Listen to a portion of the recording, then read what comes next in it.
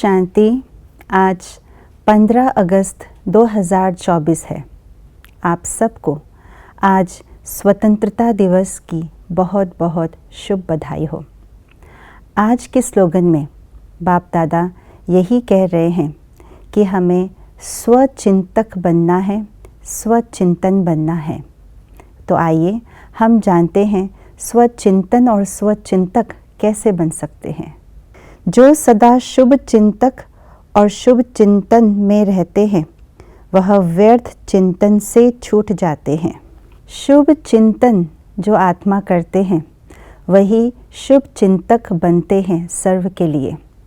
और शुभ चिंतक का आधार है शुभ चिंतन करना, और शुभ चिंतन का पहला जो आधार है, जो स्तंभ है, वह है स्वचिंतन करना।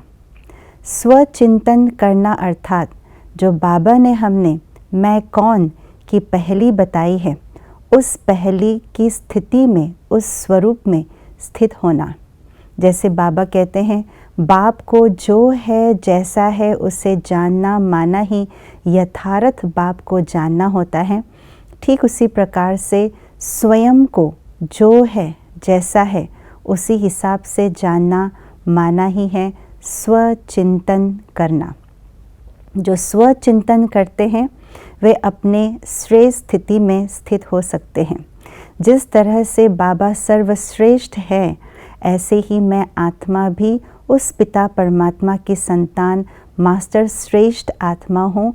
इसी स्थिति में स्थित होना, इसी नशे में रहना, ज्ञान रत्नों का मनन चिंतन करना, इसको ही कहा जाता है स्वचिंतन करना।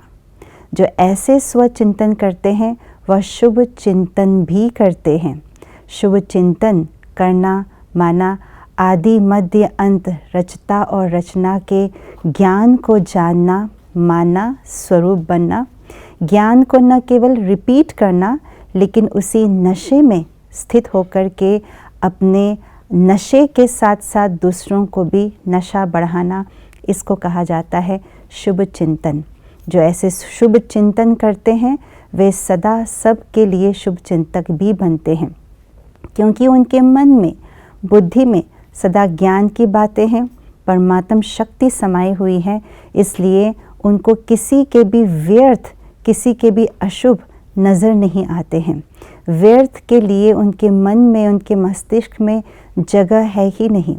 इसलिए जिन्होंने अपने मन के अंदर से व्यर्थ को ज्ञान के आधार से समाप्त कर लिया है, अशुभ भावनाओं को श्रेष्ठ भावनाओं के आधार से समाप्त कर दिया है, वही शुभ चिंतन कर सकते हैं और सबके लिए शुभ चिंतक भी बन सकते हैं।